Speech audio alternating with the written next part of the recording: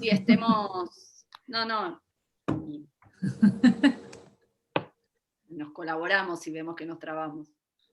Claro, obvio, por supuesto. Sí. Continuar.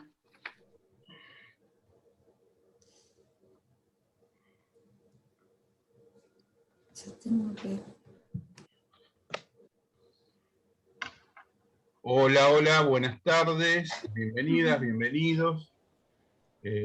Mientras esperamos unos minutitos que el resto de los asistentes terminen de ingresar,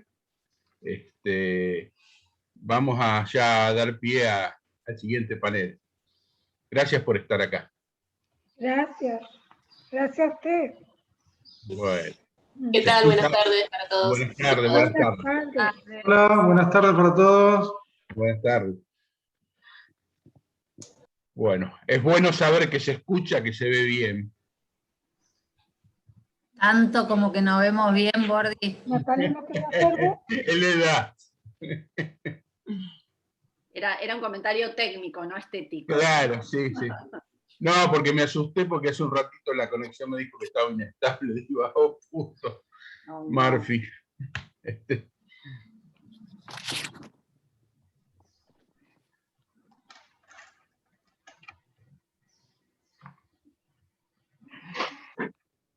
2 minutitos más y 5 empezamos. No sé cómo es el manual de convivencia de Zoom, de cuánto se espera, no sé cómo sería eso. Me cuesta siempre decir, bueno. Lo estamos construyendo, es algo que claro. Además es como me siento como el chico que llevaba la pelota a la cancha, porque como hoy había muchas conferencias a la par de la universidad, me pidieron que abra la sala, y me decían que no me vaya porque desaparecía la sala. Entonces me siento como el Bedel. Claro.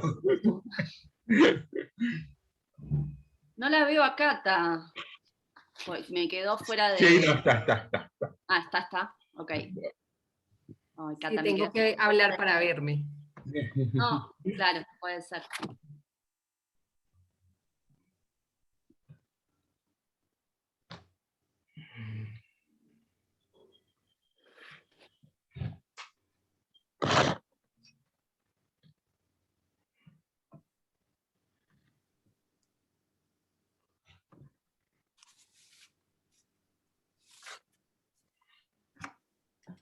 Bueno, ahora sí, bienvenidos a la UNIPE, a nuestra semana UNIPE virtual en esta edición de invierno. La propuesta de este espacio tiene que ver con un panel resultado de un equipo de investigación de distintas organizaciones, distintas universidades, institutos de investigación, que conforman un grupo de investigación nuevo. El título de nuestro panel es El uso de YouTube como analizador del desencuentro pedagógico en el nivel superior. Esa es nuestra propuesta de temática, de charla, y el objetivo, como un poco ya les adelanté, tiene que ver, por un lado, con presentar nuestro nuevo grupo de investigación, por un lado, y por otro lado, también alcanzar, compartir, reflexionar, debatir con ustedes los primeros resultados de nuestras investigaciones en territorio. Antes que nada, bueno, me presento solamente de nombres al grupo, después a medida que desarrollemos vamos a hacer una presentación un poquito más profunda, pero este grupo de investigación se encuentra compuesto por Lucía Duguera, Catalina Echeverri, Verónica Tobeña, Esteban Azara, que hoy no pudo estar con nosotros, y bueno, y el anfitrión Fernando Bordiñón. Un poquito de contexto nada más, como para saber de dónde venimos, porque a dónde vamos lo estamos construyendo. Es algo que recién empieza, está bastante fluido, no muy sedimentado, pero bueno, ese es el desafío de nuestros sedimentar y poder dar sentidos y aporte con nuestras investigaciones. Bueno, el origen de este grupo de investigación tiene que ver con una actividad que realizamos el año pasado en el marco de un observatorio interuniversitario de sociedad, tecnología y educación, al cual pertenecemos algunos de los integrantes del equipo, que es un espacio creado por la Universidad de José C. Paz, la Universidad de San Martín y la Universidad Pedagógica, donde ahí tratamos de investigar, estudiar, analizar, focalizar en problemas que tienen que ver con estas nuevas subjetividades y su paso por las instituciones de educación, y en particular en este contexto de cambios multimodales que se están dando en el mundo. Nos centramos bastante en estudiar la cultura de los jóvenes y su relación con la educación formal y también informal. Bueno, el año pasado habíamos planificado en el marco del observatorio una actividad que tenía que ver con realizar un círculo de estudios sobre plataformas de contenido audiovisual y educación en el siglo XXI. YouTube, entre la enseñanza y el aprendizaje formal e informal, se llamó El Espacio, donde convocamos a distintos profesionales, estudiantes, a una serie de encuentros. Fueron 8 encuentros durante la segunda mitad del año pasado, todos a distancia, en los cuales tuvimos una serie de lecturas, de referentes, que nos permitieron organizar cada encuentro con alguna temática que tenía que ver con esto de la plataformización, la educación, y en particular cómo se estaba utilizando estos espacios para el aprendizaje, ya sea formal e informal, por parte de los jóvenes. Bueno, en el devenir del espacio, donde trabajamos estas lecturas, al final, a fin de año, un subgrupo de participantes del espacio decidió continuar, ya pero como grupo de investigación. Decidió de alguna forma constituirse el grupo de investigación, que somos los nombrados recién, y continuar, digamos, ya abordando esta temática, con vistas a, bueno, producir ya conocimiento sistematizado, con trabajo de campo, o sea, dándole verdaderamente forma de espacio de investigación. En el marco de este grupo, empezamos, bueno, como decía, empezamos a operar y logramos a mitad de año ya tener los resultados de una primera investigación de campo, donde vamos a compartirlos hoy. Y para eso, y tratando de no copar el tiempo, digamos, o la presentación, solamente quiero plantearles la agenda de trabajo, y ya empezar a ceder la palabra, a compartir las palabras con mis compañeras. Bueno, vamos a trabajar hasta no más de las 16:30 horas.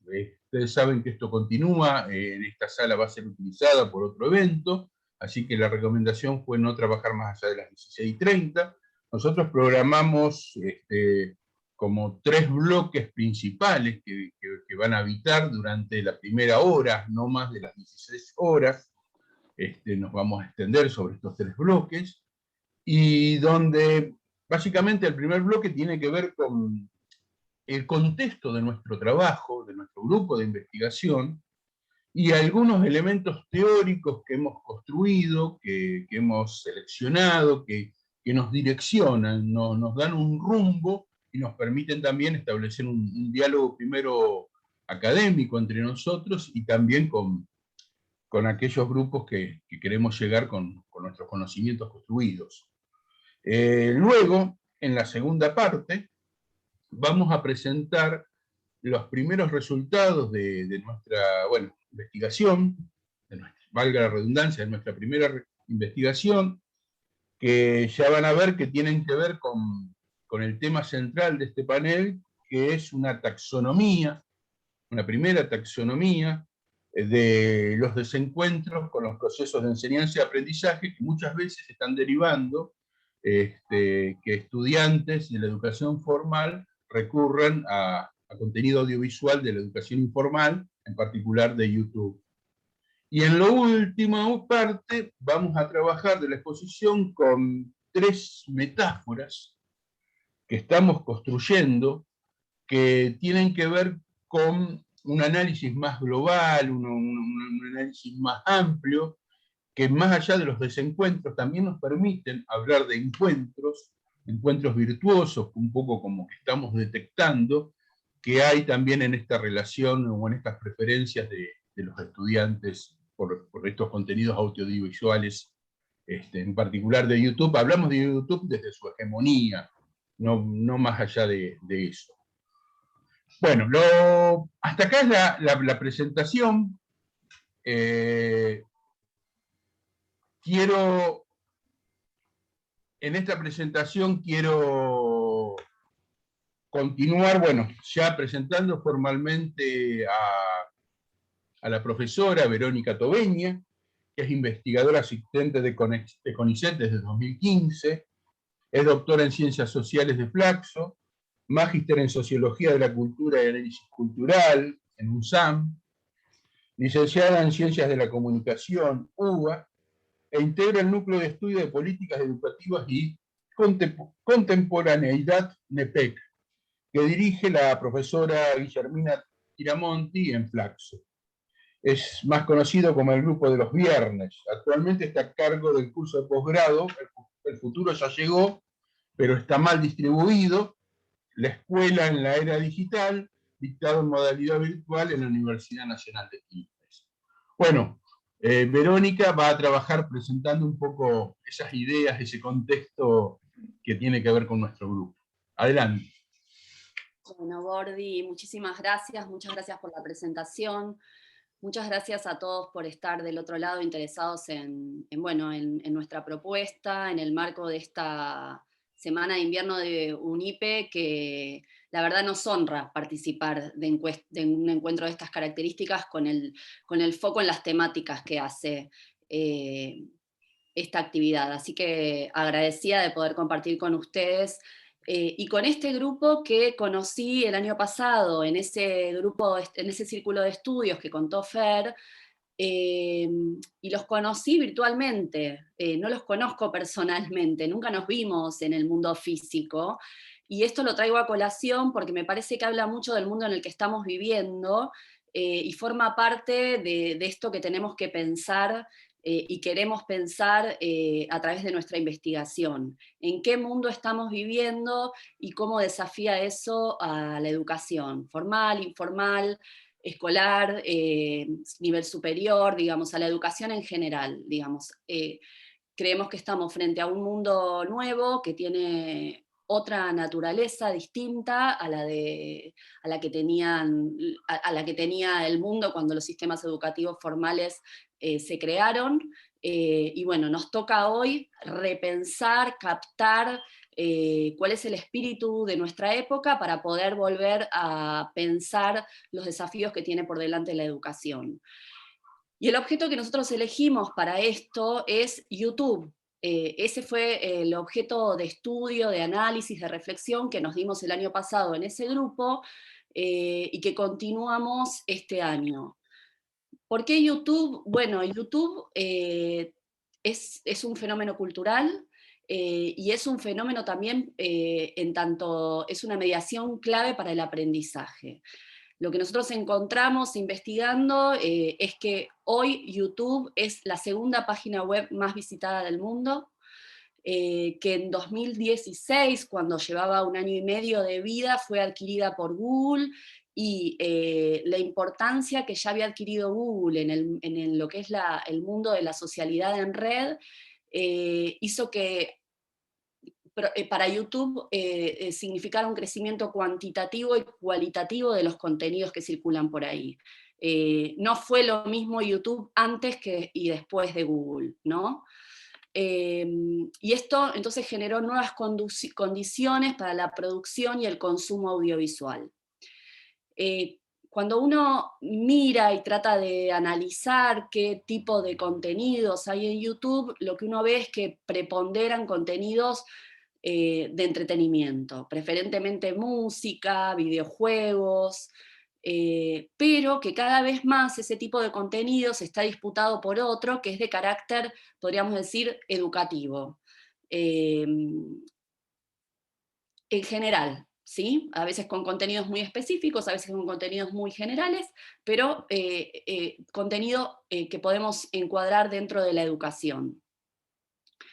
Una encuesta que hizo Google el año pasado dice que entre los 2.000 millones de usuarios que se loguean por mes en la plataforma, el 70% de ellos lo hacen para aprender sobre algún tema específico. Y entre esos usuarios destacan los jóvenes, ¿sí? Que están prefiriendo YouTube en vez de otros buscadores como Google, Yahoo o Bing para acceder a este tipo de contenidos. Entonces lo que nos encontramos es que para estos jóvenes YouTube representa un espacio de aprendizaje informal muy importante, y que ocupa un lugar central en el consumo mediático de contenidos y a veces de producción de contenidos. ¿Qué intereses los llevan a YouTube? O sea, ¿qué van a encontrar ahí? ¿Qué van a buscar, mejor dicho, ahí? De todo. Trucos para pasar videojuegos, trucos, no podríamos decir, sino tips o alguna salvavidas para resolver ejercicios de física, de matemática, cómo arreglar alguna cuestión hogareña, cómo maquillarse, tutoriales de todo tipo, hay de todo. Y precisamente cuando uno ve la naturaleza de esos contenidos, también encuentra de todo. Hay conferencias, clases magistrales, infografías, tutoriales, entrevistas, documentales, también hay de todo. A raíz de esta importancia que cobra YouTube para el aprendizaje para la población joven, encontramos también que hay un montón de investigaciones que hacen foco en este fenómeno. Y encontramos básicamente tres grupos de investigaciones. Unas que tienen que ver con auscultar el uso de YouTube en tanto para ver qué usos y apropiaciones realizan los jóvenes de YouTube. Y ahí hay un estudio señero que es el de Carlos Scolari, ¿sí? Con la alfabetización transmedia.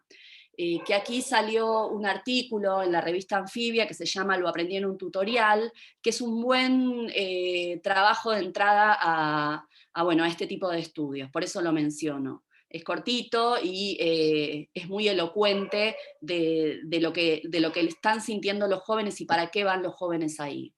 Luego hay otras investigaciones, otro corpus de investigaciones que se dedican a ver cuáles son los usos educativos y extraescolares de los estudiantes que van a YouTube. Y por último, un grupo de estudios que se fijan cómo está siendo incorporado YouTube al mundo de la educación formal, ¿sí? O sea, más desde el lado de los sistemas educativos, cómo se están acercando a YouTube para mejorar las experiencias de aprendizaje de sus estudiantes. En síntesis, estos trabajos que analizan a YouTube y el aprendizaje formal e informal coinciden en advertir que dicho espacio es altamente valorado y utilizado por los jóvenes y los estudiantes. Entonces aquí destacan los jóvenes y los estudiantes, destaca la importancia de YouTube, y a partir de esto nosotros empezamos a linkear todo esto con, bueno, una serie de bibliografía que venía hablando de una nueva subjetividad, ¿sí? Que esto forma parte de una marca generacional. Es decir, a medida que nos íbamos encontrando con todo esto, nos empezó a hacer sentido un montón de bibliografía suelta que nosotros habíamos leído, que tenía que ver con señalar la emergencia de un nuevo sujeto que podríamos decir que podría encuadrar dentro de la idea de Scott Latch de nuevas formas de vida tecnológicas, sujetos que tienen formas de vida tecnológicas, más allá de que adoptemos el neologismo que queramos para llamarlos, millennials, le pongamos la letra del alfabeto que queramos para designarlos. También está la formulación de Michel Serres y Pulgarcita, generación postalfa de Bifo Berardi, los bárbaros de Barico, los nativos digitales, que es más controvertida, pero bueno, quiero decir, son formas, esbozos de designación de esta nueva subjetividad.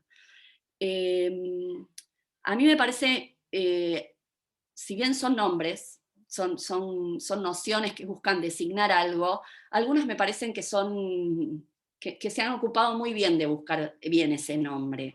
Pienso que Michel Serres habla de Pulgarcita, por supuesto, porque como los chicos, digamos, el teléfono se ha transformado en la interfaz a partir de la cual dialogan con el mundo y donde los pulgares y la velocidad con la que mueven los pulgares es fundamental.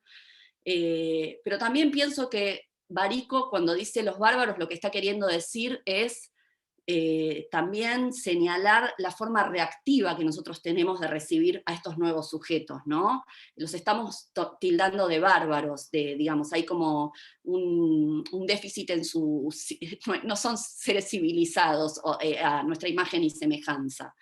Entonces eso también me parece interesante. Pero además, cuando uno lee el libro de Barico, habla de los bárbaros como mutantes. Lo que él dice es, en realidad, digamos, son seres que mutaron y que, a diferencia de nosotros que respiramos con pulmones, ellos son seres anfibios y respiran con branquias. Y entonces después vamos a hablar un poco de por qué con branquias, cómo es ese medio ambiente cultural en el que se tienen que mover estos chicos que han necesitado desarrollar branquias. Y después está la generación post-alfa, que le llama Berardi, que en realidad está queriendo decir, bueno, hay una nueva generación que está pudiendo articularse con la cultura sin necesidad de estar alfabetizados, ¿sí?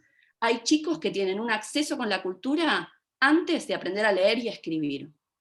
Yo a mi hijo de 5 años, antes de empezar la primaria, no quería saber nada con aprender a leer y escribir. ¿Para qué, mamá, si con la tablet yo accedo a lo que quiero? No necesito aprender a leer y escribir. Él sentía que no había una limitación para dialogar con la cultura al no contar con su alfabetización. Entonces, bueno, más allá de la especificidad y la particularidad que nos permite pensar esas distintas designaciones, podríamos englobarlas a todas como formas de vida tecnológicas. En el grupo discutimos mucho sobre esto, porque, si querés, Cata, podemos cambiarla. Discutimos mucho sobre esto porque todos ahora estamos viviendo en este mundo, todos estamos rebotando en la interfaz entre el mundo físico y el digital. No es propio de los millennials y estas nuevas formas de vida tecnológicas, todos hemos adquirido branquias. El tema es que nosotros hemos adquirido branquias, pero también habíamos desarrollado pulmones y switcheamos entre una y otra, o por lo menos esa es la explicación que trae Barico y que a mí me convence. Pero como a veces sentí que en el grupo con ellos que no los terminaba de convencer con esta idea, me puse a buscar un poco más y encontré algo que cuenta Paula Sibilia en un texto de hace unos años que se llama La escuela, esa máquina anticuada, y ella dice lo siguiente: ¿en qué consisten esos cambios tan profundos que vienen afectando a los cuerpos y las subjetividades en los últimos tiempos, y que ahora permitirían vislumbrar la consumación de una metamorfosis? De hecho, aunque haya prosperado en el breve plazo de una misma generación, se trata de una transformación tan intensa que suele despertar toda suerte de perplejidades, especialmente en aquellos que no han nacido inmersos en el nuevo medio ambiente, sino que atravesaron esa mutación y ahora sienten sus efectos en la propia piel. al fin y al cabo, estamos aludiendo a una transición entre ciertos modos de estar y de ser, ciertos modos de ser y estar en el mundo, que sin duda eran más compatibles con el colegio tradicional y con las diversas tecnologías adscriptas al linaje escolar, y estas nuevas subjetividades que florecen actualmente y que manifiestan su flagrante disconformidad con dichas herramientas, mientras se ensamblan alegremente con otros artefactos, que serían los artefactos digitales. Entonces, por eso pensamos que, bueno, que hay, por un lado están los mutantes, ¿sí? Estas nuevas subjetividades, y por otro lado estamos los que tenemos pulmones, que adquirimos branquias, pero que de alguna manera veníamos de otra manera de estar en el mundo, ¿sí? Teníamos otros modos de ser. Entonces, ¿cómo se analiza a las formas de vida tecnológicas que portan una cultura digital desde quienes tenemos otro tipo de cultura, o esa cultura, digamos, es más extraña? Y nosotros nos planteamos que tendríamos que mirarlas con las precauciones metodológicas que nos legó la antropología cuando miraba una cultura a otra, porque no participamos plenamente de esos códigos, de esos valores. Entonces nos pusimos eso como tratar de mirarla con esa extrañedad, ¿sí? Porque también aparecían otras lecturas que teníamos que señalaban que cuando cambian las tecnologías de la palabra y de la comunicación, también nos cambia la cabeza, ¿sí? Y no es lo mismo, digamos, nacer con la existencia de Internet que ser testigo de la emergencia de Internet. Entonces ahí, tratando de elaborar un poco esta idea de cómo es que nos cambia la cabeza, traté de buscar una cita de Alessandro Barico del libro The Game que muestra, digamos, cómo se mueve la cabeza hoy de estos chicos que nacieron con Internet. Y a ver, encontré esto que me pareció, como hice un mix entre algunas parágrafos. Dice Barico, un hipertexto es un texto que no está obligado a ser lineal. Un texto libre de las cadenas de la linealidad. Un texto compuesto en telaraña, en árbol. Un texto que estalla en el espacio y ya no gotea de izquierda a derecha, de arriba a abajo. Mientras entiendes lo que es, ya estás dentro, te estás moviendo como él. No hay una clasificación en la web. Puedes mirarla desde muchos puntos de vista. No se trataba únicamente de una cuestión técnica, de ordenación del material. Era una cuestión de estructura mental, de movimiento de los pensamientos, de uso del cerebro. Hipertextos e hipermedia son conceptos, no productos. Esto es una forma de pensar, no es un instrumento que te compras y luego usas mientras sigue pensando de la misma forma que antes. Es una forma de mover la mente. Entonces, este es, pásame Cata, este es el marco desde el cual nos aproximamos a la información que produjo la investigación, a la empiria. Estos eran los recaudos y el marco contextual que teníamos. Y además, problematizar la escuela, ¿no? Porque la escuela es hija de la cultura de la ilustración, del proyecto moderno, pero la escuela desde que surgió ha cambiado muchísimo. Sin duda que ha cambiado muchísimo. Sin embargo, ¿perdón? Empecé a escuchar un ruido. No sé si alguien me quiere hablar.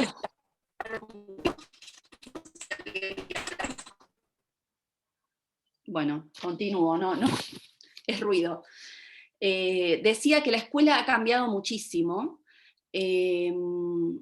Ha cambiado, a ver, se ayornó en un montón de aspectos a su tiempo. Se ayornó en cómo concibe la disciplina, se ayornó en cómo, en tener una apertura hacia la diversidad. Antes la escuela tenía el mandato de uniformización cultural y cada vez es más permeable, digamos, a darle la bienvenida a la diversidad.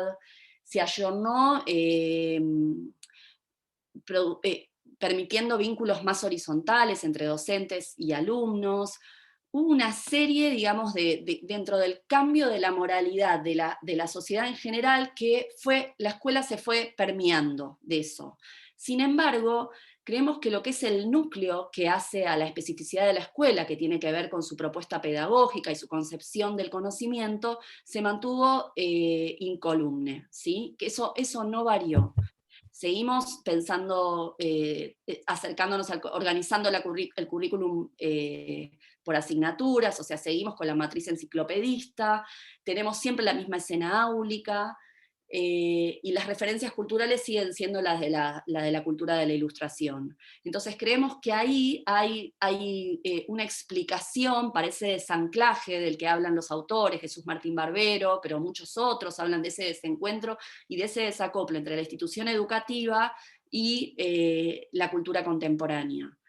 Ese es un poco el marco teórico y la construcción de la forma en la que problematizamos la investigación para encarar esta indagación sobre los usos de YouTube de los estudiantes de nivel superior. Y le cedo la palabra a Cata. Bueno, gracias, Verónica. Una cosita, vamos a tener tiempo para el diálogo, por favor vayan anotando, si quieren ir compartiendo en el chat algunas preguntas, reflexiones, intercambios, los vamos tomando y sistematizando. Bueno, Verónica trabajó todo lo que fue un poco el contexto de nuestro grupo de trabajo, de nuestra investigación, que por un lado, bueno, tiene que ver, como ella lo planteó, o en palabras de Serres, si yo tengo que enseñar algo, tengo que conocer a quién voy a tratar de enseñarle algo. Entonces, un poco, uno de los ejes tiene que ver con eso, con conocer las subjetividades del presente.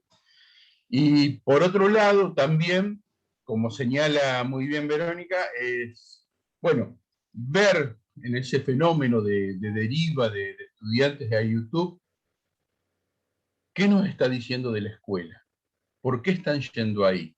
¿Qué está pasando? ¿Qué impasse, qué conflictos hay que hacen que estudiantes por motus propio, más allá de las indicaciones docentes, que eso va por otro lado, deriven hacia ese espacio de aprendizaje informal?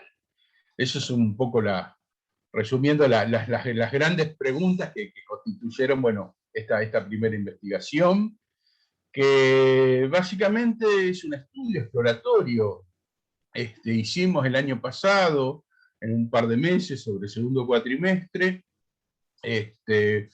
un estudio exploratorio online con muy pocas preguntas, fueron 7 preguntas, que tenían que ver con cómo estaban consumiendo los estudiantes de los distintos niveles educativos, consumiendo entre comillas, contenidos audiovisuales de YouTube para el aprendizaje, ya sea para el aprendizaje de lo cotidiano, de su vida particular, de sus hobbies, aficiones o problemas que lo interpelen en su día a día, en su hogar, y por otro lado, con el consumo, con contenidos audiovisuales también del mismo espacio, pero que tenían que ver, que dialogaban con la escuela, con necesidades o situaciones que emergían en la escuela. Tuvimos una respuesta interesante, más de 1000 estudiantes argentinos de los distintos niveles contestaron a nuestra encuesta, y hoy estamos tomando una muestra para este primer trabajo, para este primer análisis, de 269 estudiantes de la educación superior. Recuerden que esto no es una muestra probabilística, no es representativa, es una muestra intencional, o sea, fue puesto y difundido en las redes, el instrumento de captura de datos, donde a nosotros lo que nos interesa es buscar recurrencias de uso. Nos interesó eso, tratar de tipificar, tratar de caracterizar cuáles son los usos de esas derivas de visualizar videos en YouTube por situaciones que dialogaban con su educación formal, ya sea en las universidades o en los institutos. Entonces ahora, a continuación, vamos a hacer esta segunda parte de la presentación, en la cual primero la profesora Catalina Echeverri nos va a presentar el análisis de esas recurrencias, nos va a presentar una suerte de diagrama gráfico en el cual vamos a poder ver verdaderamente cuáles son esos motivos más recurrentes por los cuales hay deriva en YouTube, y luego, sobre el final, la profesora Lucila Duguera nos va a tratar de mostrar algunas metáforas que estamos construyendo a partir de estos análisis. Bueno, me queda presentar a las dos profesoras, las voy a presentar brevemente a las dos juntas, y ya después dejo con la palabra a Catalina. Bueno, Catalina Echeverri es psicóloga y docente de la Facultad de Psicología de la Universidad Pontificia Bolivariana, en Colombia, estudiante de doctorado en Ciencias Sociales en la misma universidad, y magíster en Psicología y Salud Mental, especialista en Psicología Clínica. Hace parte del grupo de investigación en Psicología, Sujeto, Sociedad y Trabajo, en la misma universidad, y a partir de una pasantía doctoral fue que se vincula con nuestro espacio anterior, que es el Observatorio Universitario. A partir de ahí nos conocimos, y ella, cuando nos conocimos, se vinculó directamente al grupo al primero al círculo y ahora al grupo de investigación. Bueno, luego finalmente la profesora Lucila Duguera, que es investigadora, asistente del CONICET, doctora en Ciencias Sociales Flaxo, magíster en Ciencia, Tecnología y Sociedad de la Universidad de Quilmes, y licenciada en Sociología de la UBA, y profesora para la enseñanza primaria. Ha dirigido y participado en diversos proyectos de investigación, integra el programa de investigaciones Sociedad de la Información, que dirige la doctora Susana Finkelevich y la doctora Silvia Lago Martínez, en el Instituto de Investigaciones Gino Germani. Y también es participante en el Observatorio Interuniversitario OISTE. Bueno, presentadas las dos damas, les dejo con la palabra de Catalina, ya mostrando los primeros resultados sobre el grupo que tiene que ver de educación superior. Adelante.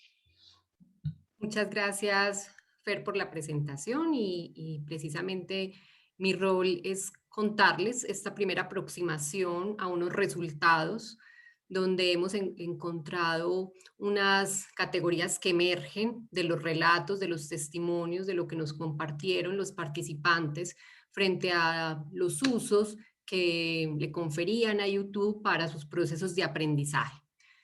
La categoría central en la que hemos estado dando todo este marco de contexto es precisamente que hay unos desencuentros que ellos relatan en cuanto a sus procesos de enseñanza y de aprendizaje, y que precisamente ante esos desencuentros hay unas derivas a los contenidos audiovisuales proporcionados. Claro, sí. ¿Alguien se le prendió el micrófono? Hemos encontrado como dos categorías centrales, es decir, veíamos que los relatos, unos apuntaban más a una dimensión donde se establecía lo que pasaba ahí entre la relación estudiante-docente, es decir, esos aspectos que se ponen en juego en el proceso de aprendizaje, pero que los estudiantes refería que se daban a partir de la intervención de los docentes. Ahí tenemos tres categorías, que son las carencias en la explicación docente, los inconvenientes en la comprensión de los materiales de estudio de artefactos, y los tiempos y espacios fijos de enseñanza. Ahora, más adelante, se las voy a explicar cada una de ellas, como cuál era los aspectos que enmarcan y la representan, y unos textos ilustrativos como para hacernos una idea de algunos aspectos que nos mencionaron. Pero por otro lado, hubo otra dimensión en donde ellos sí hacían más relación, aspectos que se centraban en sí mismos, en la relación que ellos establecían con los saberes propios. Es decir, ya no era tanto una dimensión intersubjetiva como la anterior, sino que ya era una dimensión subjetiva donde ellos mostraban valoraciones de los recursos de aprendizaje que tenían para acercarse precisamente a esos contenidos de aprendizaje y la complejidad que también le atribuían o no a esos contenidos, al margen un poco ya de la intervención del docente. Allí entonces hay una categoría que da cuenta de dificultades, perdón que se me corrió, dificultades en el aprendizaje de los saberes complejos y olvido y actualización de contenidos aprendidos. Entonces, buscando un poco como relatarles estas categorías, cuáles fueron los aspectos que terminan englobando en cuanto a la carencia en la explicación docente.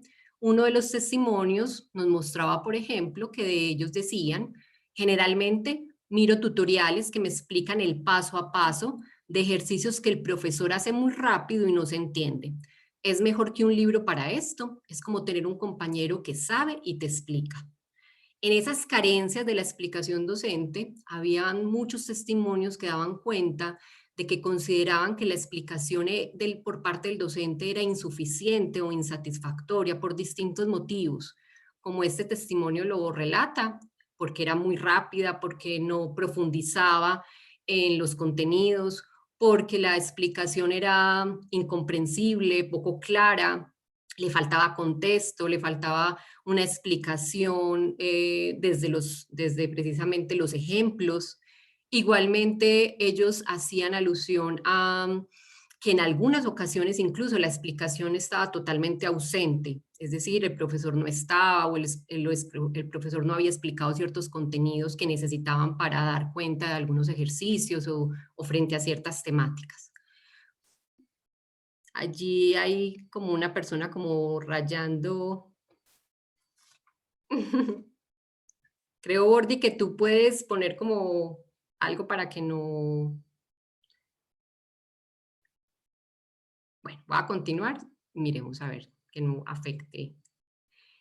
Y eso entonces, ante estas explicaciones insatisfactorias o insuficientes, entonces ellos encontraban en YouTube una alternativa interesante para buscar esas explicaciones de otras formas, también para que las explicaciones que encontraban en estos contenidos audiovisuales fueran más didácticas, fueran más contextualizadas, fueran explicaciones incluso más atractivas, más divertidas, y esto entonces les permitía poder compensar. Sé que se salió como de la...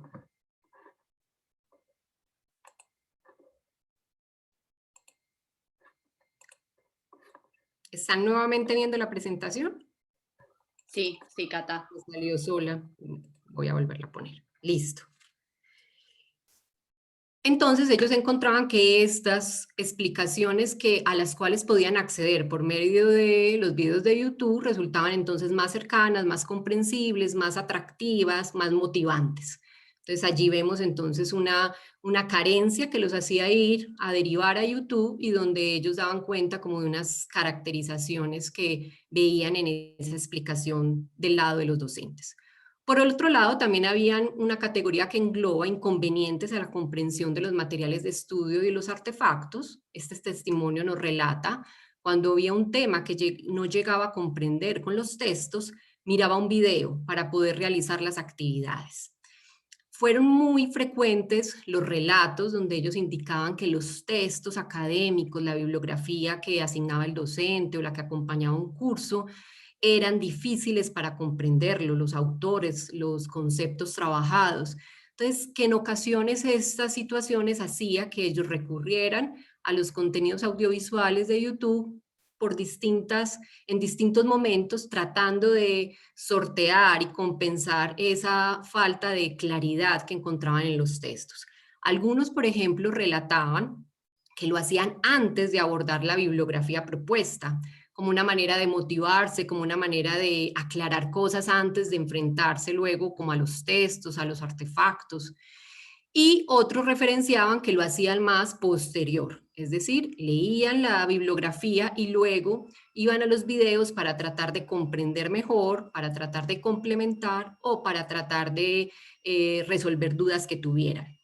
Nos llamaron también la atención que habían algunos que mencionaron que los contenidos audiovisuales reemplazaban completamente la bibliografía, es decir, no leían la bibliografía sugerida, sino que se quedaban con el video del autor o con los videos que hacían alusión a ese texto o hacían alusión a los conceptos trabajados.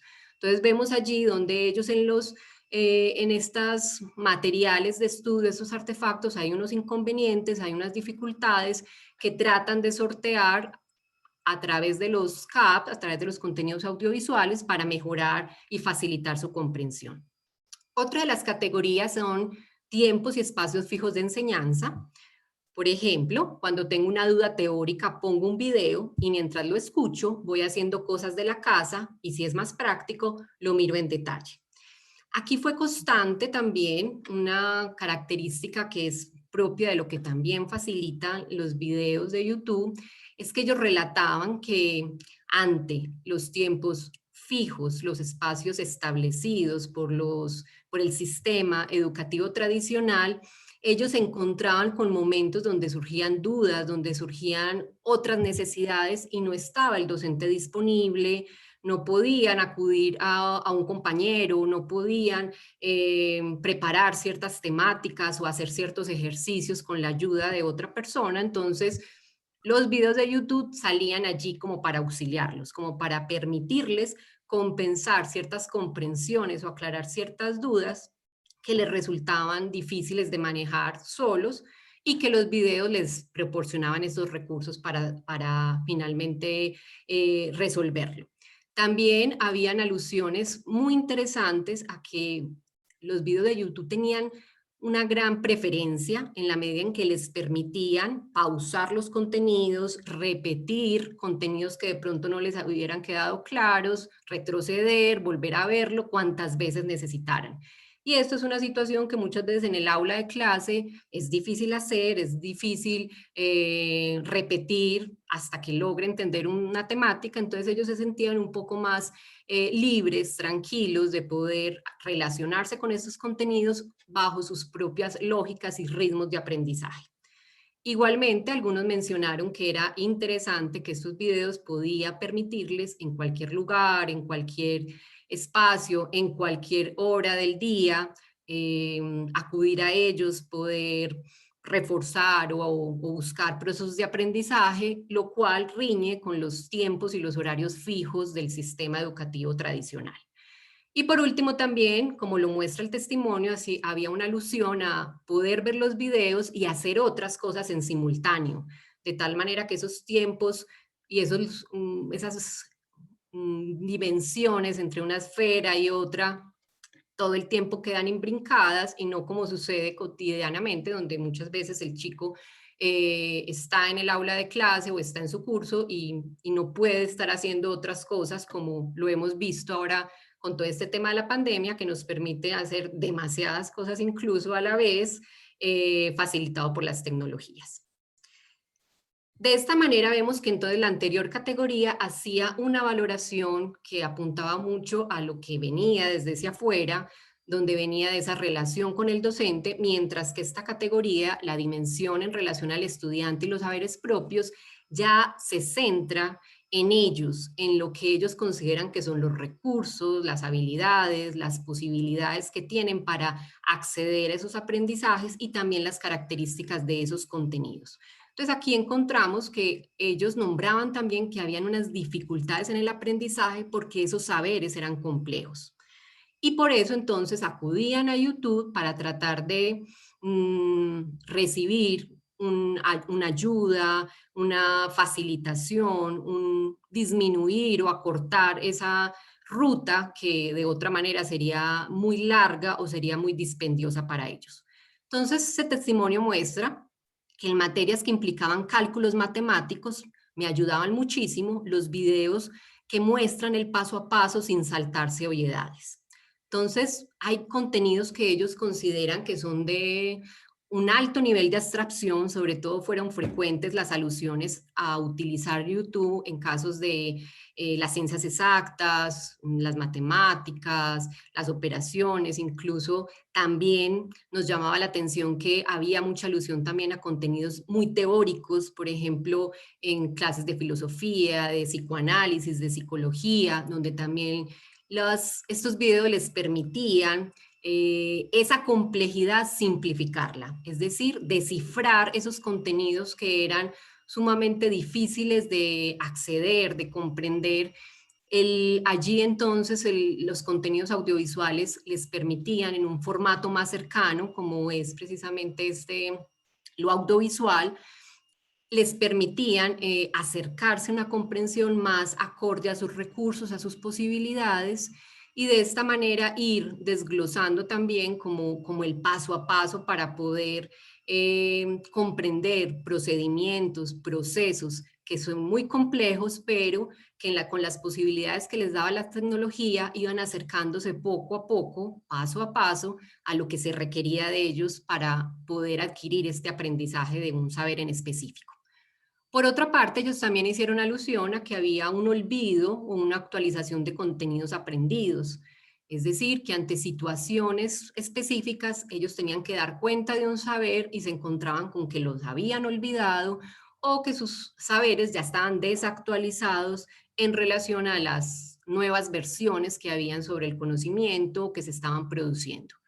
Siempre que no recuerdo algo, me es más fácil poner un video para que me explique, ya que para mí esto es más rápido. Entonces, aquí encontramos también donde muchos estudiantes hacían referencia a que podríamos asociarlo con que esos procesos de enseñanza muy basados en los métodos memorísticos propios de esta educación tradicional terminaban fallando, les terminaban generando situaciones de dificultad si esos saberes se distanciaban o no los utilizaban con frecuencia, luego se encontraban que los necesitaban, pero que ya no los recordaban y los habían olvidado. Entonces, los videos les permitían refrescar, pero también les permitían poder estar un poco al día de la nueva producción de conocimientos que se estaba dando con respecto a alguna temática.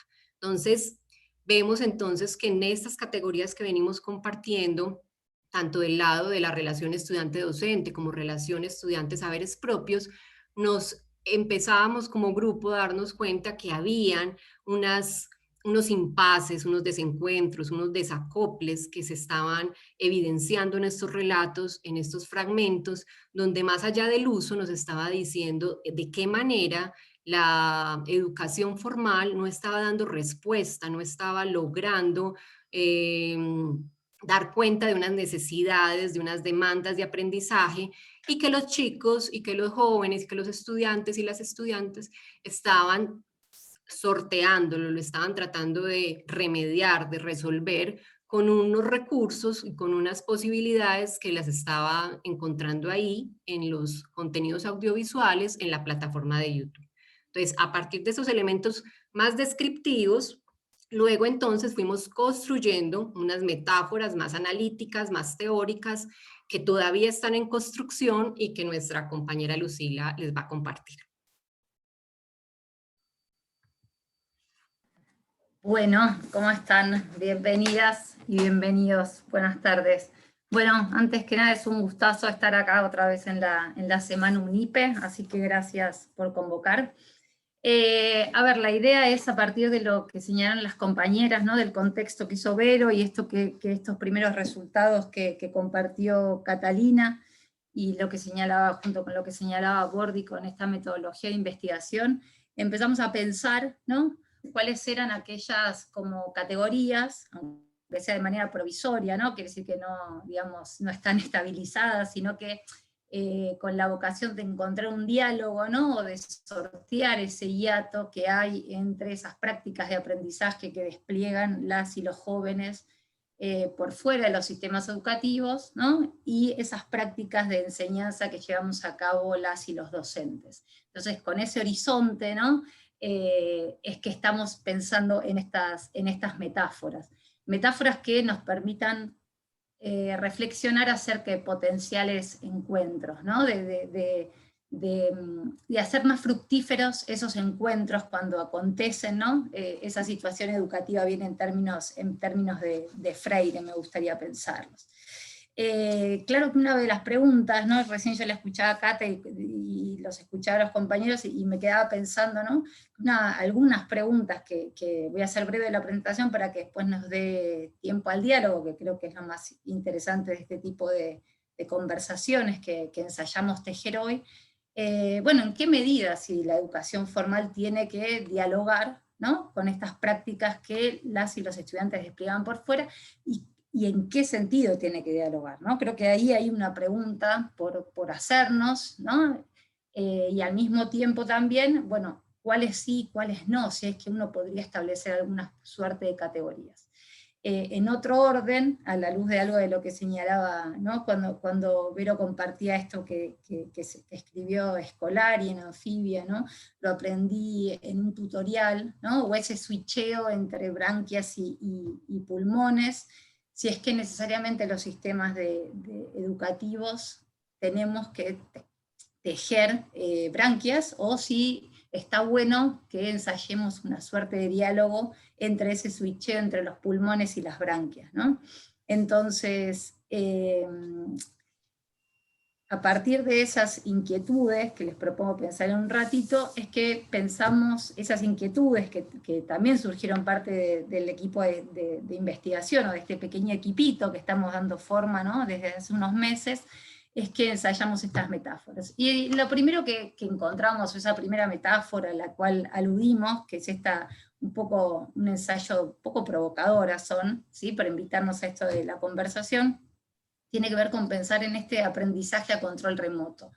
Y cuando pensamos en este aprendizaje a control remoto, lo pensamos en dos dimensiones distintas, ¿no? Digamos, en esa dimensión del control. Una dimensión del control que tiene que ver con algo del orden más de la metacognición, de eso que supone conocer cómo aprendo y cuáles son esos mejores, o cuáles son esas formas del aprender que dialogan con mis propias formas, ¿no? Cuando uno piensa, a veces digamos, los docentes y las docentes tenemos esta idea de, bueno, lo ven en un tutorial y lo resuelven. Bueno, ese encontrar el mejor tutorial, o encontrar ese CAB, ¿no? Que mejor dialoga con mis formas de aprendizaje, supone, de alguna manera, apropiarme de ese proceso de aprendizaje, ¿no? O podríamos pensar que supone algo de lo que implica apropiarse de ese proceso. Y entonces al mismo tiempo, digamos, cuando uno está apropiándose, o cuando uno está en esa búsqueda de cuáles son esos mejores contenidos audiovisuales que mejor dialogan con mis prácticas, también estoy en un ejercicio, ¿no? de eso tan valorado, que es la metacognición, ¿no? Darme cuenta qué dialoga conmigo. Claro que eso nos trae aparejado como de base, si se quiere, que es la dimensión objetiva, ¿no? La materialidad del soporte de YouTube como plataforma. Acá no podemos desconocer, ¿no? Las tecnologías digitales permiten, limitan, etcétera. Todo eso a veces limitan mucho, a veces no tanto, digamos. Pero digamos, tienen esta dimensión objetiva, ¿no? De poder de ir y volver sobre ese contenido. Algo decía Cata, ¿no? No necesito compartir ese espacio-tiempo pedagógico necesariamente para ir y volver. Retrocedo, avanzo, vuelvo a repasar. Es como si tuviese al profe en casa. Bueno, hay que ver en qué medida si uno tiene o no el profe en casa, ¿no? Lo que uno va viendo a lo largo de las voces, ¿no? que hemos analizado, es que es una primera forma de ese profe en casa, o de un par que está en casa, ¿no? Pero que en ningún caso, o por lo menos no lo hemos advertido hasta el momento, ¿no? Insisto, esto es algo provisorio, pero no hemos advertido que esto sea en reemplazo a la presencialidad, ¿no? Que eso también en tiempos de pandemia, lo que supuso volver a pensar la situación educativa o el encuentro pedagógico propiamente dicho, requiere o nos invita a pensar cómo ese tiempo y espacio de lo compartido requiere volver a ser pensado, o para decirlo más provocativamente, cómo eso que dábamos dado, ¿no? Que es la presencia, ¿no? En el encuentro analógico, bueno, la pandemia nos invitó a volver a pensarlas. Entonces, esta primera metáfora se da en esas dos dimensiones, podríamos pensar, ¿no? En este orden más de lo metacognitivo, de lo singular, de esa dimensión bien propia, ¿sí? De singularidad, en diálogo con esa condición de materialidad que permite los soportes digitales.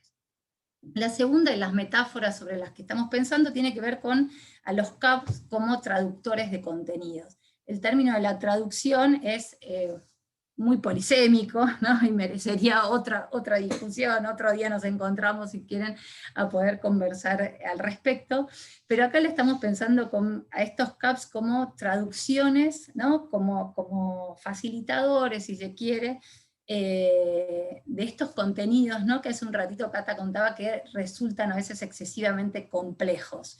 Y esas traducciones advertimos, o las estamos pensando, en dos niveles. Por un lado, en una traducción de ese lenguaje oral, ¿no? Pero traducción no en términos no necesariamente, o la idea sería pensarlos no en términos de simplificación de ese lenguaje, sino en diálogo con esas formas del lenguaje que tienen las y los estudiantes en la educación superior. ¿Sí? En general tendemos a pensarlos, ¿no? Los que tenemos pulmones, o que tuvimos primero pulmones y después desarrollamos branquias, tendemos a pensarlos como en términos de simplificación. Y creo que hay que tensionar un poco esa idea de la simplificación y pensarlo más, o me gustaría pensarlas, y las invito, permítanme invitarlas a ello, que es a pensarla más en diálogo con que encuentren esas formas del decir de las y los jóvenes, ¿sí? Un lenguaje en común que encuentran en la plataforma de YouTube o en los contenidos audiovisuales, ¿no? que se cuelgan o que están a disposición en YouTube. Entonces, por un lado hay una traducción en ese sentido, y la otra traducción, y nos interpela también, ¿no? Por supuesto, tiene que ver con la incorporación del lenguaje visual, ¿no? Esto que algunos han llamado una pedagogía visual, una pedagogía que permanentemente, ¿no? pone a disposición de las y los jóvenes distintos tipos de lenguajes. En general, más de una ocasión, sobre todo en el nivel superior, que es el que estamos analizando nosotros, hay un excesivo uso, ¿no? del recurso de la oralidad y de la palabra. Entonces hay algo de estas formas múltiples del lenguaje, que creo que en esa dirección es que estamos pensando esta metáfora, ¿no? Cómo es que las y los estudiantes, a la luz de estas primeras aproximaciones, nos invitan, ¿no? O nos tensionan acerca de qué usos del lenguaje y cuáles son esos contenidos y esas traducciones de esos contenidos que mejor dialogan y que aprovecharían y potenciarían, ¿no? Esas formas del conocer y del aprender que despliegan por fuera de los sistemas educativos las y los estudiantes. Y por último, la tercera de las metáforas en la que estamos pensando tiene que ver con estos atajos para el aprendizaje, ¿no? que despliegan las y los jóvenes. Y acá es bien interesante, porque en general, y que nos ha llevado largas discusiones en el equipo, tiene que ver con las distintas acepciones, ¿no? que tiene la palabra atajar. Cuando el otro día armaba esta diapositiva, la superposición de imágenes tenía que ver con esta doble o triple acepción, ¿no? que tiene que ver con esto de un poco de abreviar esos caminos, ¿no? o como medio rápido, y al mismo tiempo como esa acción, ¿no? Y efecto de atajar. Y en las voces, ¿no? que tan generosamente han compartido las y los estudiantes, identificamos algo de estas dos cuestiones, ¿no? Estos CAPs que permiten rápidamente adquirir un saber, ¿no? rápido ya, necesito resolver tal cosa puntualmente, entonces hay ese atajo, esa forma del atajo, pero también estos contenidos audiovisuales, y como cara ¿no? de una misma moneda, permitían pensar cómo, y algo esto decía Cata, ¿no? cuando aludía en las voces, los veo antes, veo las entrevistas antes de leer un texto, porque me permite comprender, o lo veo después, ¿no? Como esta suerte de amortiguar todo eso que está viniendo. Entonces, cuando uno está pensando en este atajo, o nos gustaría pensar a la luz de esta metáfora de los atajos, cuáles son, ¿no? Que es un poco el aporvenir de varias de las cosas que nos quedan, que recién estamos delineando y avisorando. Bueno, ¿cuándo es que esa noción de atajo corta, rápida, ¿no? Se pone en juego? ¿Para qué contenidos? ¿Para qué campos disciplinares, ¿no? También, y al mismo tiempo. ¿Y cuándo es que aparece más esta suerte de amortiguador de eso que está por venir, ¿no? De eso tan increíble que produce la asimilación y acomodación de contenido propiamente dicha en cada uno de los aprendices. Entonces, estas son, bueno, algunas de las líneas que estamos pensando, y que en algún lado, ¿no? Yo pensaba recién cuando escuchaba las presentaciones de los compañeros, bueno, ¿por qué pensar a YouTube? ¿No? ¿Por qué la invitación de hoy era pensar a YouTube como analizador? Como analizador creemos o entendemos de mínima en dos niveles. Una, para tener un termómetro, ¿no? De alguna forma, de cómo son esas formas del aprender por fuera de nuestros sistemas educativos, y que nos pueden dar insumos para potenciar y hacer de estos encuentros pedagógicos presenciales, bimodales, virtuales únicamente, ¿no? De las distintas formas que estemos pensando esos encuentros, pero a potenciarlos, ¿no? Que sean potencia esas formas del aprender por fuera, y que nos pueden, dar insumos, ¿no? Ser termómetro para conocer. Al mismo tiempo, para aprovechar, para aprovechar, ¿no? La potencia que también tienen las tecnologías digitales, esto del avance y retroceso que se da permanentemente. Bueno, en ocasiones puede estar bueno, ¿no? Grabar un video, y en otras ocasiones no es que necesariamente tenemos que caer, así como en algún momento caímos, ¿no? en el PowerPoint para todo, no es que tenemos que salir enloquecidamente a grabar videos. Y en tercer lugar, ¿no? ¿Por qué pensar a YouTube como analizador, o como punto de encuentro, o de diálogo, o potencial puente entre esas prácticas de aprendizaje informal y esas prácticas de enseñanza formal? Porque nos pueden dar algunos insumos, ¿no? Para seguir potenciando esto que en más de una ocasión aparece de forma implícita en las y los estudiantes, que tiene que ver con esas formas del conocer, con cuáles son las mejores formas en las que yo conozco eso que a veces quiero y a veces tengo, ¿no? Por un programa específico de alguna materia, tengo que conocer. Y ahí también hay otra potencia a seguir como rascando, ¿no? Como sedimentando, y haciendo ese pasaje de lo tácito e implícito que tienen esas cuestiones más de la metacognición, a algo del orden de lo explícito. Es por eso que los invitamos a pensar a YouTube como esta suerte de analizador. Bueno, muchas gracias. Bueno, gracias a las compañeras participantes de este panel. Como les comenté al inicio, la idea era, bueno, presentar el grupo, presentar cuál es nuestro objeto de investigación y unos primeros resultados.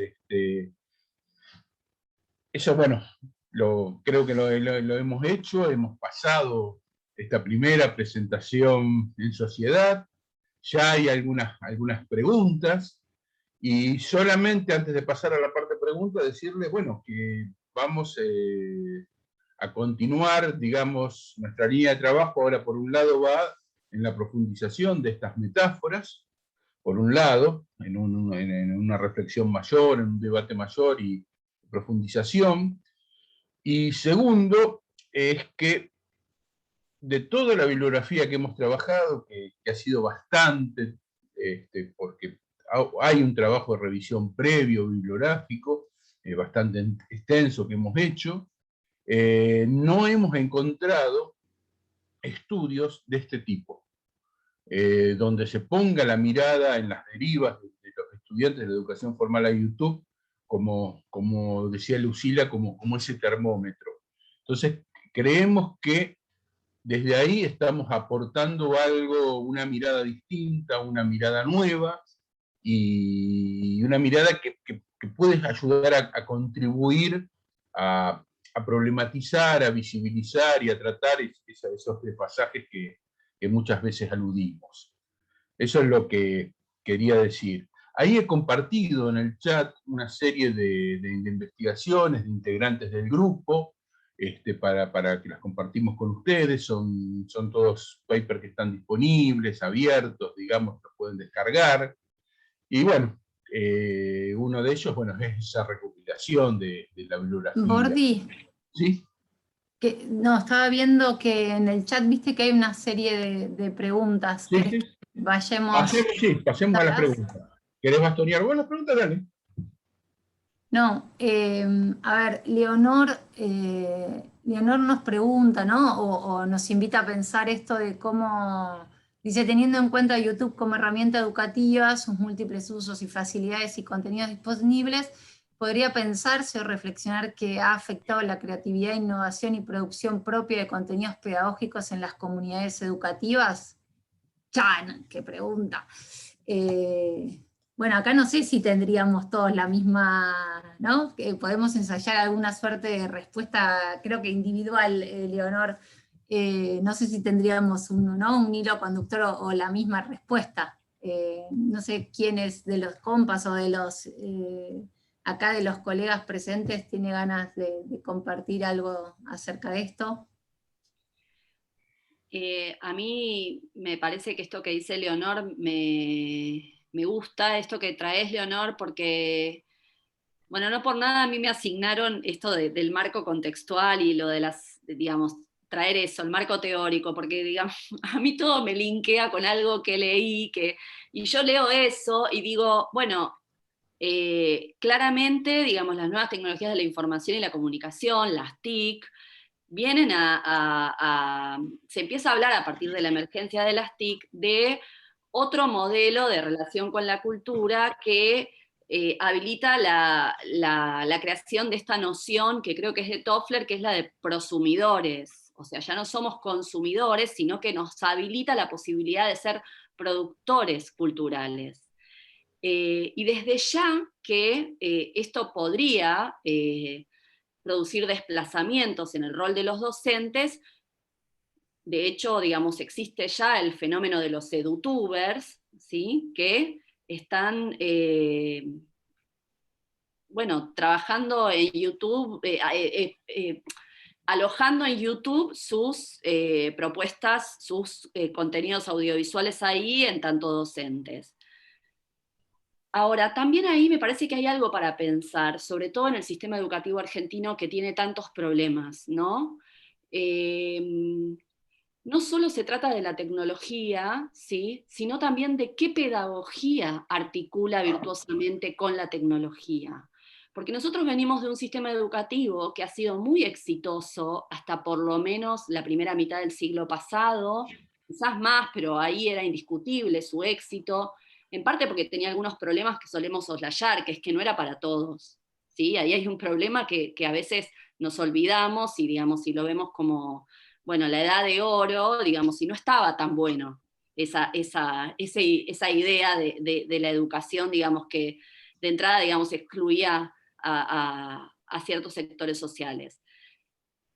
Pero quiero decir, se trata de pensar qué pedagogía con esta tecnología.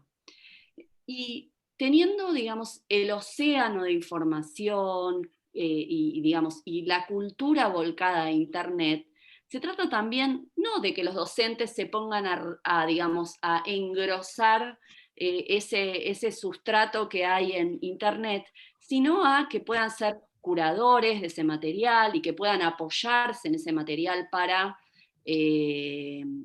bueno, para desarrollar sus secuencias didácticas, sus propuestas de trabajo.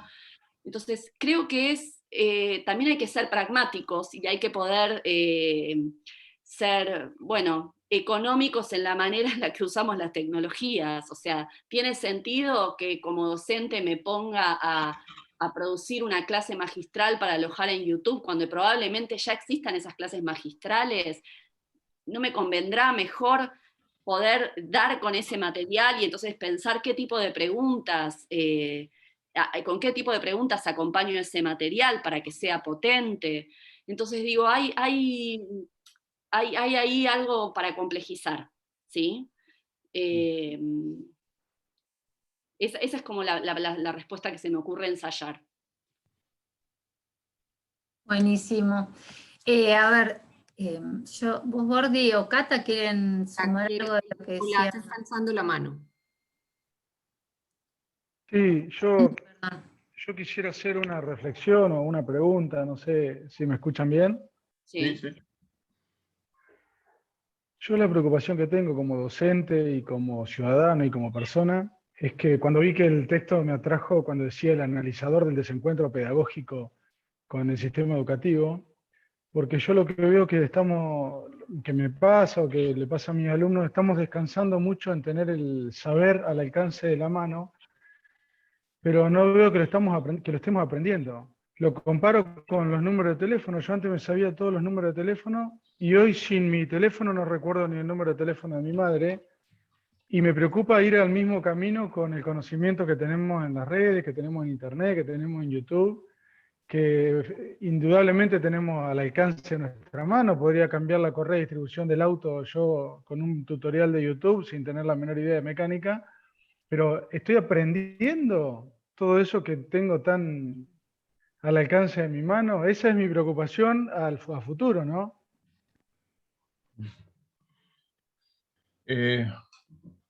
Voy a intentar dialogar con vos, digamos, no responder porque la respuesta a eso es la que hoy está tratando de construir la educación en general. ¿Cuáles son los saberes socialmente válidos, pertinentes, que deben estar en la currícula? Nosotros vemos que 2x3 aparecen trabajos de investigación o pronunciamiento de organizaciones nacionales o internacionales que hablan de conjuntos de saberes, que plantean otras habilidades o realzar, digamos, otras habilidades. Entonces, hoy, a ver, eso es lo que vos planteás, hoy está en discusión. Hoy es la gran discusión educativa de las políticas en este momento, que tiene que ver, bueno, con... A ver, realmente hoy tenemos, el hombre genéricamente tiene extensiones cognitivas. Bueno, y esas extensiones cognitivas son muy nuevas. Nosotros estamos hablando, si se quiere decir, yo a veces cuando hablo de cosas nuevas, me acuerdo 2010, Conectar Igualdad comenzaba a trabajar la distribución, y una de las preocupaciones que había dentro del seno del gobierno, de las políticas curriculares, digamos, para la distribución, era cuál es la siguiente máquina que va a reemplazar a la computadora.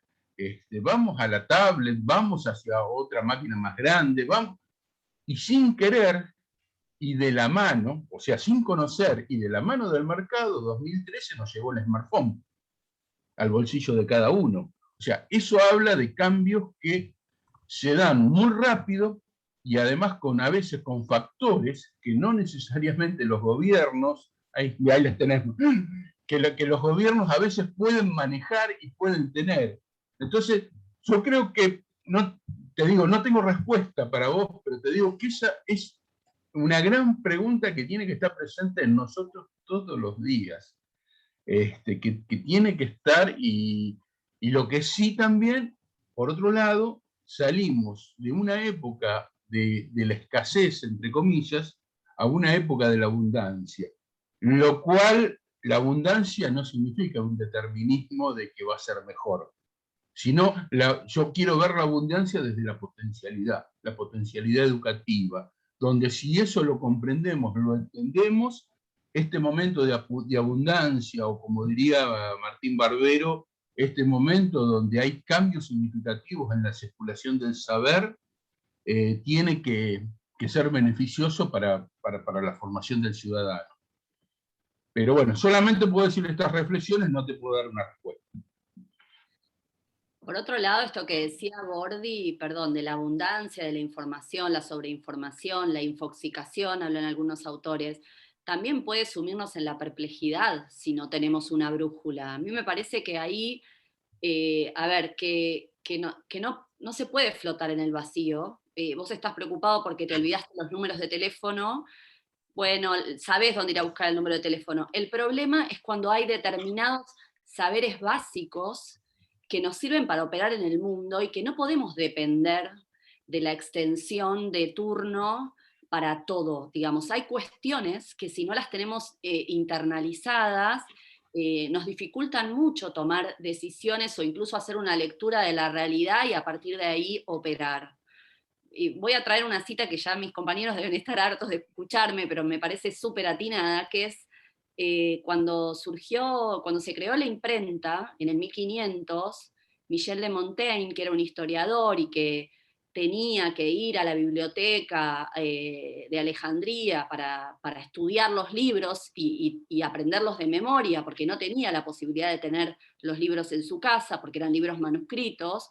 Cuando se crea la imprenta y él tiene acceso a esos libros, él dice, más vale una cabeza bien hecha que una cabeza bien llena. Toda esa información que yo almacenaba en mi cabeza porque no me quedaba otra, porque no tenía esa extensión del libro a mano, ahora puedo liberarla para otras operaciones cognitivas, para cumplir otras funciones cognitivas. Michel Serres en Pulgarcita retoma esa idea, que recuerdo es del 1500 y que es una reflexión que suscita la creación del libro, de la imprenta, retoma esa idea para volver a reafirmar eso con el surgimiento de las tecnologías digitales. Y entonces dice, hoy más vale que seamos inteligentes, hoy estamos condenados a ser inteligentes, no a memorizar un saber y a reproducir, digamos, una cultura consagrada, sino a poder utilizar ese conocimiento y crear, innovar, que es la idea que para él es la de la inteligencia en el contexto actual. En otro momento era una inteligencia, digamos, erudita, porque justamente había escasez de información. Entonces aquel que podía almacenar esa información era inteligente, porque tenía a mano aquella información. Hoy tenemos esas prótesis, esa información está a mano, lo que tenemos que ser es inteligentes para saber dónde buscarla, cuándo buscarla, qué tipo de información sirve para qué. Entonces, me parece que el camino es pensar en contexto, ¿no? En contexto de las tecnologías que disponemos y del mundo en el que nos movemos. Yo quería agregar algo con relación un poco como a la discusión, y es, si bien nosotros presentamos como unas categorías preliminares, hay otras que estamos también desarrollando donde dan cuenta que a pesar como de a veces el temor o el pesimismo o el determinismo de que a veces encontramos en nosotros mismos o en colegas, un poco que estos videos o estos contenidos audiovisuales van a reemplazar al docente o que van a hacer que nuestro rol se pierda. Por el contrario, hemos encontrado con que los estudiantes, las estudiantes siguen valorando mucho el rol del docente. O sea, incluso precisamente la relevancia de estos contenidos, de los producidos por los edutubers, es poder sentir que están vinculándose con docentes que les explican de modos distintos, que lo hacen de una manera más comprensiva, más atractiva, más didáctica, pero siguen siendo el docente cumpliendo un papel fundamental, solo que tenemos que hacerle el duelo como a ese rol tradicional y empezar a encontrar, como muchas de las preguntas que estaban en el chat, cuáles son esos desafíos. Y creo que también nos hemos encontrado gratamente con que en estos testimonios también habían unas referencias de estudiantes donde ya no solamente ellos iban a buscar contenidos de manera autónoma, sino que los docentes, muy propio también como de lo que ha desatado todo el tema de la virtualidad con la pandemia, los mismos docentes eran los que les enviaban los enlaces a los videos, a los tutoriales, a los contenidos que querían que fueran los estudiantes a acudir. Entonces también empezábamos a ver que ya no hay tanta ruptura entre esos procesos de educación informal y esa educación formal, como un poco en divorcio con todo eso que está aconteciendo por fuera con las tecnologías digitales, sino que ya empezamos a ver unos diálogos, unos procesos de transición, donde ya no está como esa pelea con esos otros contenidos, sino que empiezan a ser incorporados en las prácticas docentes, y los docentes empiezan a ver que ciertos contenidos son de gran valor, de gran relevancia, y que en la clase pueden ocuparse de otras cosas, o de que pueden precisamente, su labor cambia, ya no de transmitir ciertos contenidos, sino de favorecer más bien esas competencias, esas habilidades más críticas, más reflexivas, más autónomas, e incluso otras habilidades como incluso procesos más psicopedagógicos, por ejemplo, que quizás el docente no se ocupaba mucho porque estaba muy centrado en unos contenidos que ya es posible acceder bajo otras rutas. Entonces también ahí hay unos aspectos interesantes de cómo ante ciertos asuntos donde nosotros, por ejemplo, discutimos muchísimas sesiones el concepto de atajo, porque veíamos que muchas veces el concepto de atajo tiene una acepción negativa o prejuicio, un poco como que en algún momento lo que estamos haciendo es que los chicos atajan, o sea, cortan camino cuando se suponía que debían de hacer un recorrido que ya está previamente establecido por el pensum, por los currículos, y realmente tratábamos de darle luz al concepto para mirar esa otra faceta donde en muchas ocasiones la labor del docente no es obstaculizar, complejizar, enredar el camino, sino por el contrario, facilitar y acercar y hacer mucho más comprensibles contenidos para que ellos realmente puedan enamorarse, apasionarse por el aprendizaje y no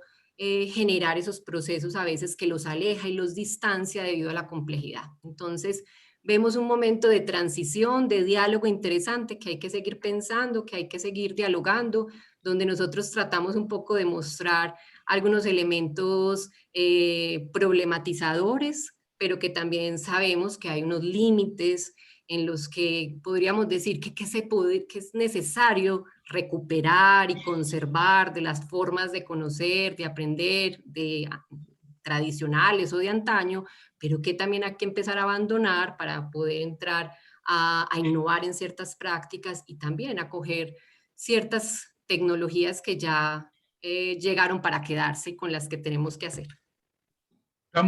Gracias, Cata.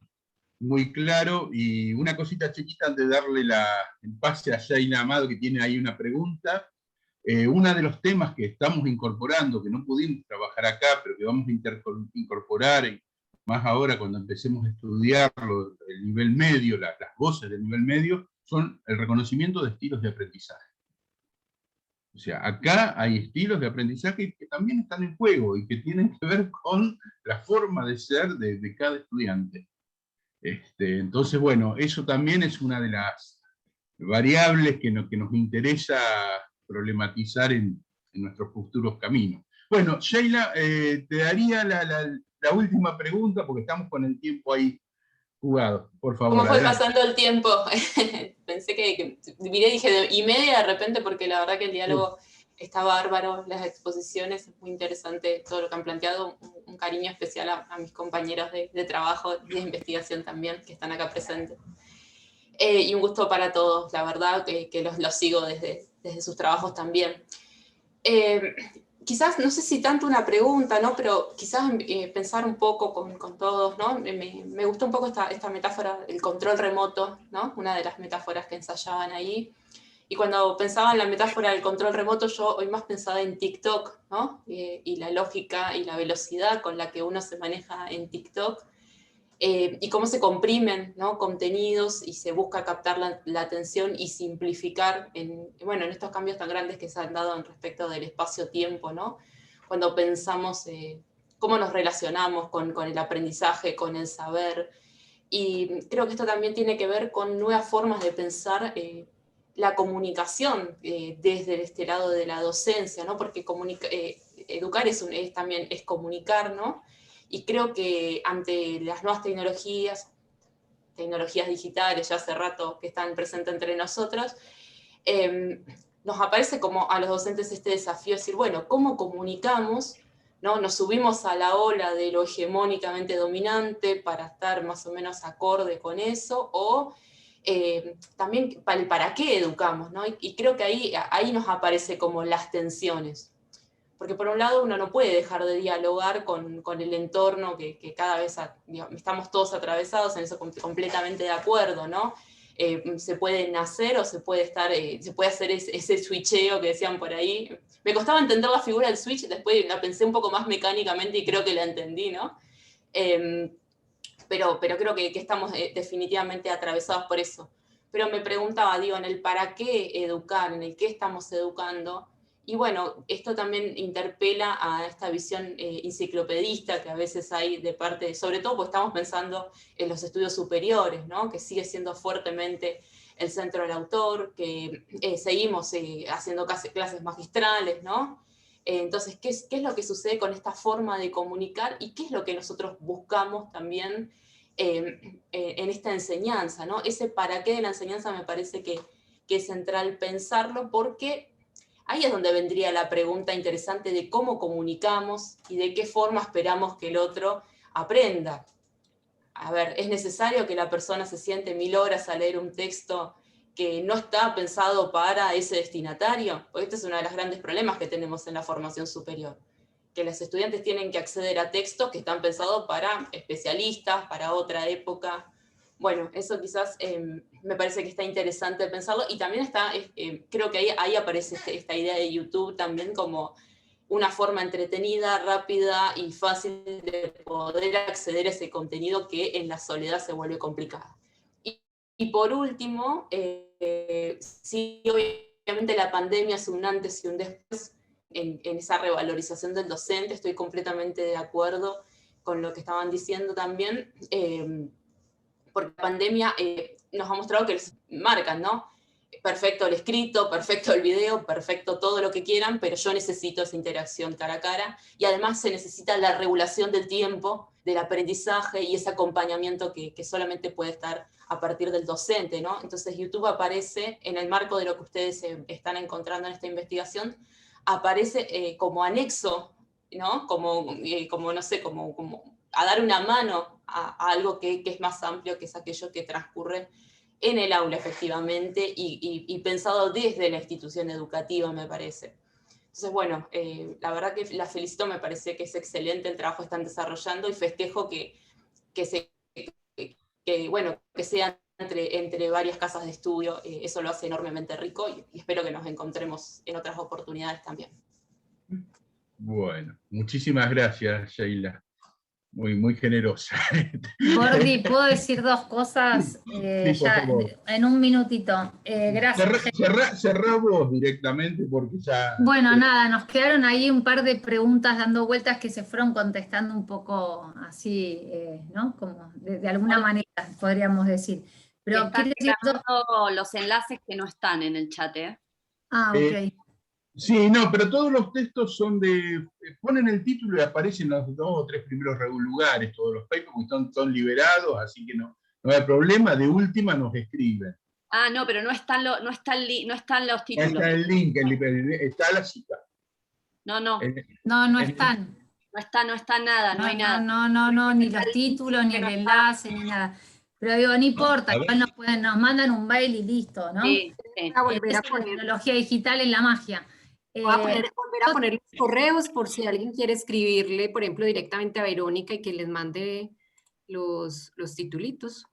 Sí, yo quiero recuperar un poco la pregunta de Nicolás y alguna que hacía, a ver, ¿dónde está? Y algo de lo que preguntaba anteriormente Leonor, ¿no? Vinculado a la creatividad, y después Leonor volvió a preguntar, bueno, los principales desafíos, y alguien también aludía a esto de los desafíos para pensar.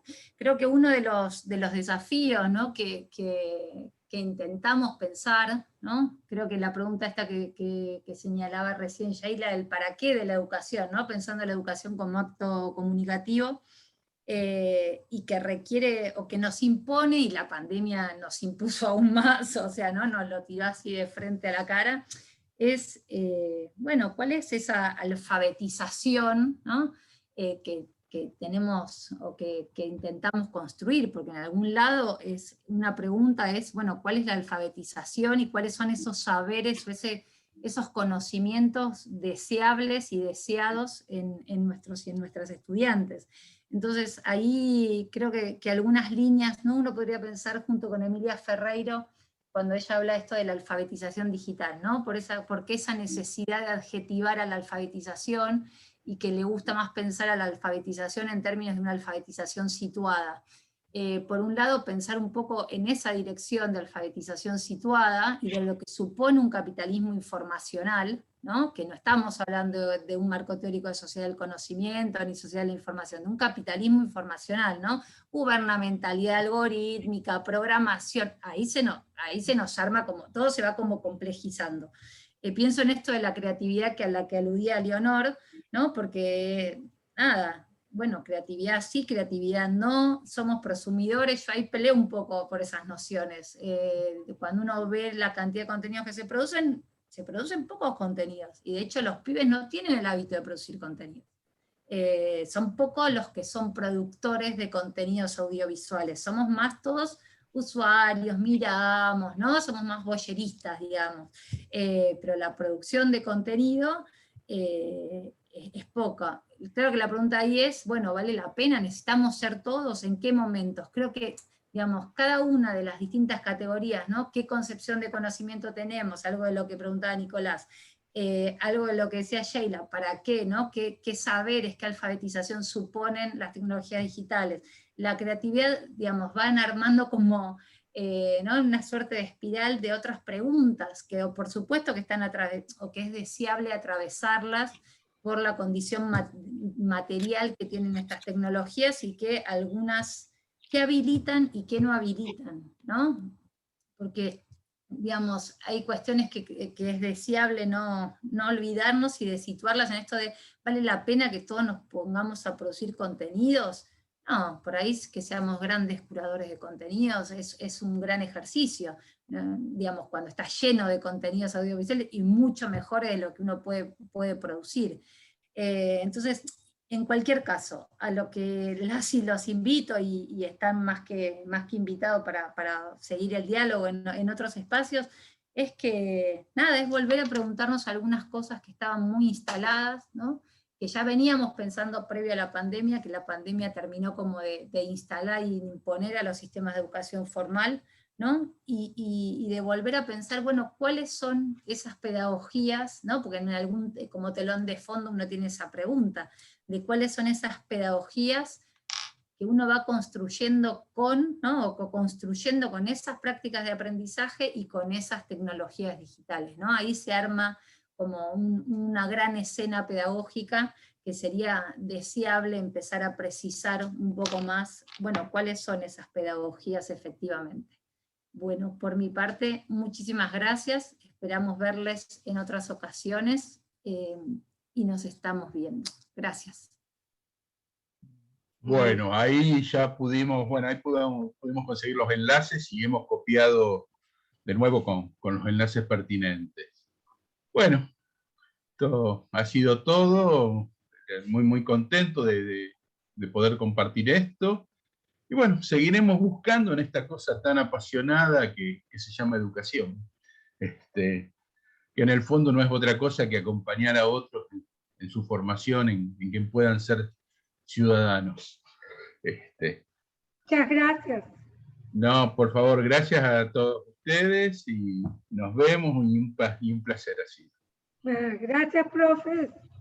Muchas gracias por Bueno, todo. Chau, chau. no, por favor, que tengan buenas tardes. Hasta luego. Gracias.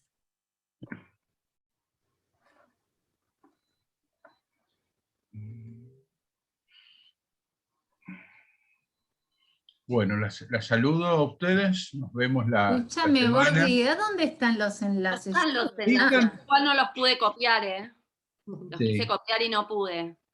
No sé qué No, enlace pero solo, igual ya. pero fíjate que en el último salía, por lo menos a mí me los mostró acá.